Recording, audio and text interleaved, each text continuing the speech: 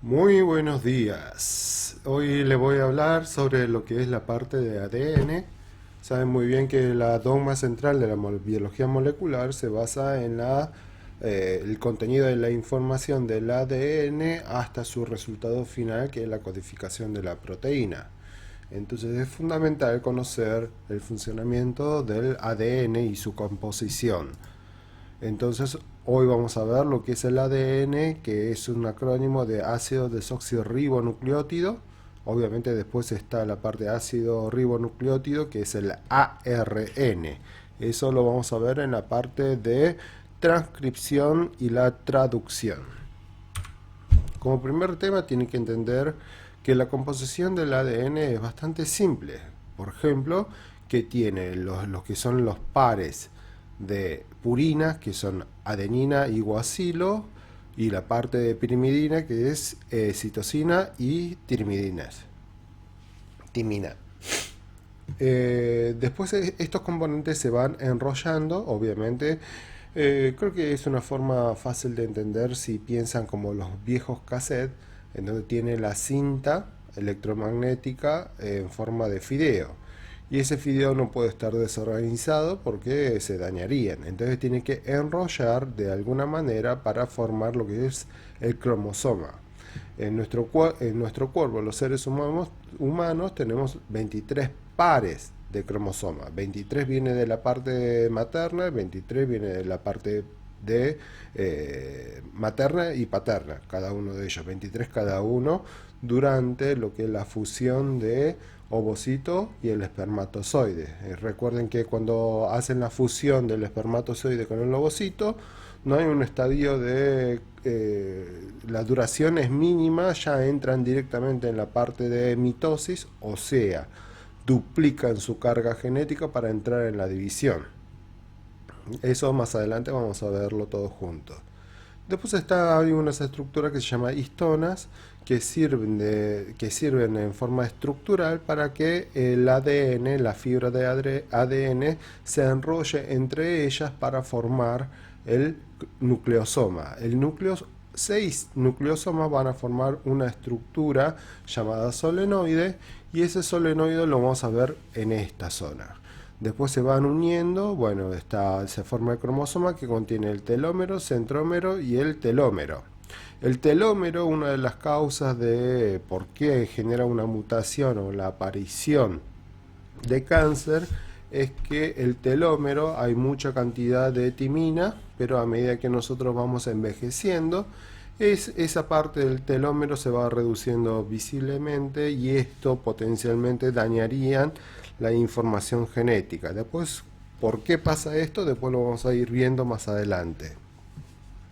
Acá, en esta zona, está graficado toda la parte de la estructura química de ADN. Fíjense que todas las uniones que van entre este par, extremo 3' a 5' y 5' a 3', esta unión, fíjense que tiene una línea puntiaguda, punteada, digo. Punteada porque forman una estructura, no es una unión peptídica. Unión peptídica es una de las uniones más fuertes que hay en la naturaleza, que une entre los aminoácidos. Posteriormente van a formar proteínas, pero estas uniones son puentes de hidrógeno, con lo cual con gasto de energía yo puedo lograr desunir, ¿sí? Romper esta unión para que puedan expresar la información que tiene en la cadena, en la monocadena de ADN, ¿sí? ¿Por qué se llaman bases nitrogenadas? Obviamente, como pueden observar, hay en su componente de la parte de la parte de las bases y la parte de pirimidinas y las purinas, en su composición química contienen nitrógeno. Por eso se llaman la parte, y esto es la molécula de fósforo, y esto es un azúcar. En caso de ADN es desoxirribosa. Bien, teniendo en cuenta esto, otra cosa que tienen que tener en cuenta es que fíjense que los círculos aromáticos, las composiciones químicas aromáticas, lo que hacen es absorber luces. Distintos patrones de luces van a terminar impactando contra esta estructura y esto empieza a generar radicales libres que pueden dañar potencialmente toda la información que contiene el ADN en el núcleo.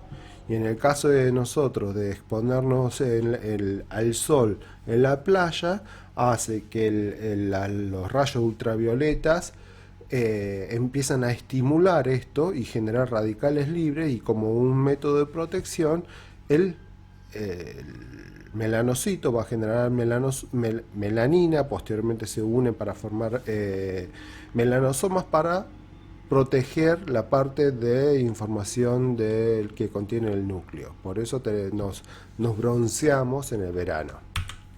Entonces, dentro de los componentes de ADN tiene ácido fosfórico, obviamente como vieron que les dije que había una parte de los fósforos, desoxirribosa en caso de ADN, ribosa en caso de ARN, y bases nitrogenadas que se divide en la parte púrica, que tienen el componente de la parte de hexágono más un azúcar adherido. Entonces está la parte de adenina, guanina, pirimidínicas, que son guanina, citosina y timina, pero citosina y timina. En caso de ARN, la parte de citosina se reemplaza por uracilo, pero eso lo vamos a ver más adelante. Tengan en cuenta dentro de lo que es adenina, guanina, citosina, timina, durante lo que es la replicación o cuando la célula tiene que aumentar su carga genética en forma doble para poder hacer la división, necesitan estos componentes que sean activos. ¿Qué tiene que ser? Adenosin trifosfato, guanosin trifosfato, citosin trifosfato, timina trifosfato, etcétera, etcétera, que están cargados energéticamente para poder ser útil, que se pueden ser utilizados para la síntesis de ADN. Bien, el ADN puede conformar distintas estructuras. La estructura primaria es lo que recién estuvimos viendo, que es la parte de nucleótidos encadenados, ¿sí?, por puentes de fósforo que forman puentes entre las bases nitrogenadas. La estructura secundaria, que forman en forma de uniones y forman doble cadena, doble hélice antiparalela, ¿sí? Si un lado va del lado 3'5', el otro lado es 3'5', ¿sí? La terciaria, que es la formación de nucleosoma, que es una adhesión a proteína, se enrolla 2 veces y medio y forman el nucleosoma. Y 6 nucleosomas forman una estructura que se llama solenoide, ¿sí? Porque solenoide viene de la parte del sol, ¿no? Como los rayos del sol, cuando uno dibuja, forma un redondito y le empieza a dibujar así en forma de rayos. Bueno, por eso se le dice solenoide. La parte cuaternaria, que es la conformación de cromosomas, ¿sí? Entonces, durante la replicación o duplicación, que son sinónimos, como ustedes vieron, ahí esto anteriormente estaba como esto, y estas rayitas en negro es la parte de puente de hidrógeno y la fuerza de Van der Waals, que hacen la interacción que lo mantienen unidos, a menos que venga algo para destruir esas cadenas. Como tiene en forma helicoidal el ADN, la helicasa lo que hace es, consumiendo energía en forma de ATP, va rompiendo esa cadena, ¿sí? Pero imagínense si ustedes agarran dos hebras que tienen así en forma de hélice, si van rompiendo, aumenta la presión en la parte posterior, ¿sí? Si esto está anclado, si esto va rompiendo estas cadenas, tironeando de un lado y el otro, lo que va a hacer es compactar y a su vez aumentar la tensión en su estructura que hay en la parte, en este caso, en la parte anterior, ¿sí? Entonces esa tensión, si se acumula mucho, puede terminar con la fragmentación del ADN. Entonces la célula, muy inteligentemente, tiene esta enzima que se llama topoisomerasa, que corta, ¿sí? Una hebra gira una vez y vuelve a unir el ADN para liberar, para que no se acumule esa tensión dentro de la cadena de ADN durante el proceso de replicación o duplicación.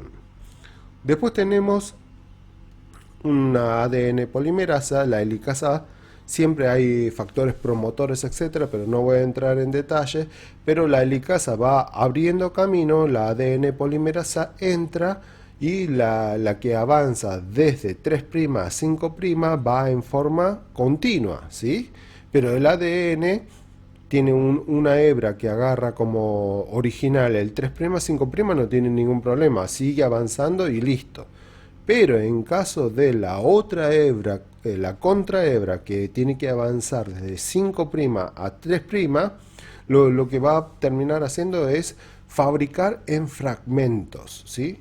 Como no avanza de una manera de 3' a 5', necesita avanzar un poquito, otro poquito, otro poquito. Entonces, estos fragmentos sintetizados en fragmentos se llama fragmento de Okazaki, ¿sí? Y la polimerasa va a hacer lo que puede. Lee una parte, sintetiza, pero no lo puede unir en forma continua. Entonces, intervienen otros tipos de enzimas que van a facilitar en la parte de la unión, etcétera. Que no voy a entrar en la parte de en detalle en este caso. La parte de ADN no es difícil, sino lo más importante, creo, es la parte de recordar las estructuras químicas que componen en forma básica. Recuerden que la adenina es una de las moneda corriente de energía que tenemos en nuestro cuerpo, que es el ATP, ¿sí? Recuerden que toda la energía hay dos formas de generarlo: en presencia de oxígeno, ausencia de oxígeno. Ausencia de oxígeno se produce en la parte de citosol, presencia de oxígeno se forma en la parte de mitocondria. ¿Cuánto es la efectividad? En caso de presencia de oxígeno, nosotros generamos 36 ATP en mitocondria, 38, pero 12 se gasta en la parte de desarmar la molécula de glucosa. En caso de la glucólisis anaeróbica en el citosol, se genera en total 4 ATP, pero se utiliza 2 para la descomposición. Ahí fíjese la diferencia de generar 2 contra 36. La eficiencia obviamente es muy alta a nivel de mitocondria, pero a nivel de cuando uno está haciendo mucho ejercicio de alto rendimiento, aumenta mucho lo que es el ácido láctico, porque necesita rápidamente la presencia de ATP. La mitocondria no puede aumentar bruscamente tanta cantidad, con lo cual lo que hace es